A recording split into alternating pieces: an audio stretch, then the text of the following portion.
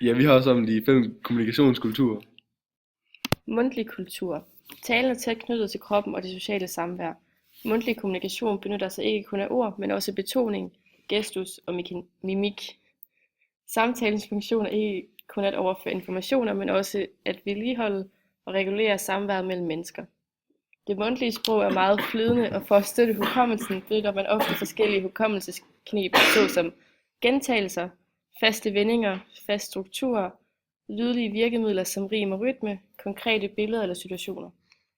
Mundtlig overlevering af fortællinger, erindringer og traditioner. Eksempler på mundtlige genrer: folkeeventyr, myter og sagn. Markedssanger, der i middelalderens Europa gik rundt og underholdt med fortællinger, sange, gøgl, havde kun sin hukommelse at støtte sig til. Det var professionelle forvaltere af den mundtlige kultur. Skriftlig kultur. Der er blevet kommunikeret med rigtig mange former for skriftsystemer i vores tidsregning og endnu tusinder af år før det. Skriftlig kommunikation er netop til for at kunne bevares efterfølgende. Så derfor kan man sige, at vores viden fra i dag om vores fortid kan skyldes, at vi har været i stand til at tyde det gamle skriftsprog. Man brugte skriftsproget til at levere og nedskrive budskaber, aftaler, love osv. Derved gør det mere forpligtende for samfundet, det er opstået i. Derfor kan man måske sige, at skriftsproget var med til at opbygge et mere komplekst samfund, der har en større administration. Runerne er det tidligste skriftsprog, vi kender i Norden, men allerede omkring år 1000 kom det latinske alfabet til.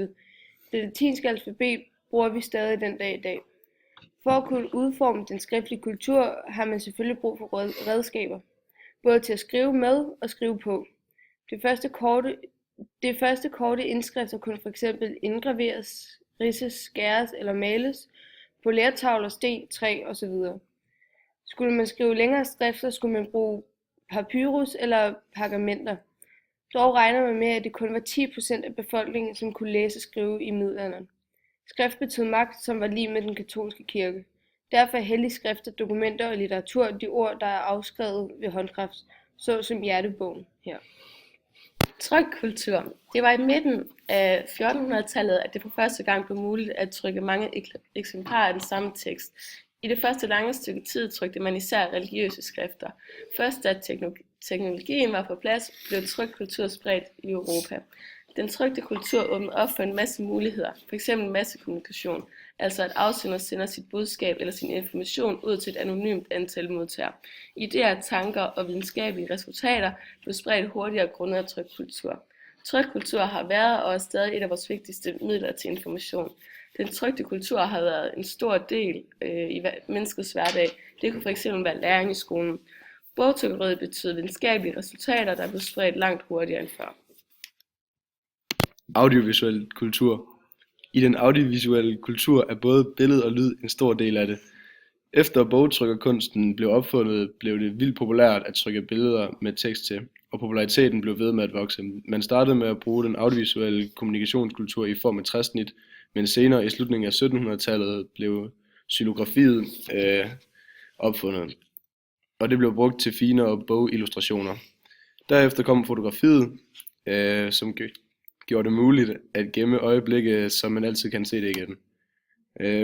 Det første fotografi blev taget i 1826, og 50 år efter opfinder man en måde at gøre det muligt for folk at trykke fotografiet i aviser. Det udvikler sig senere til, at man kan nyde levende billeder, og den første film kunne ses i Paris i 1885. Det udvikler sig senere til 1900-tallet, hvor man udvikler den audiovisuelle kultur til at kunne sende live-tv, fordi det var en stor fysisk afstand mellem afsender og modtager. Så kendetegnet ved dem, det er billeder og eller lyd, trykning af billeder som tekst. Det startede som træsnit og udviklede i 1700-tallet xylografier, og senere der blev fotografiet fremstillet til at bevare, fastholde og forevige selve øjeblikker. Multimediekultur. Multimediekultur er den moderne kommunikationskultur. Det er muligt at kombinere både billede, tekst og lyd i et medie. De medier, vi har set i de andre kommunikationskulturer, smelter sammen i et medie, nemlig computeren.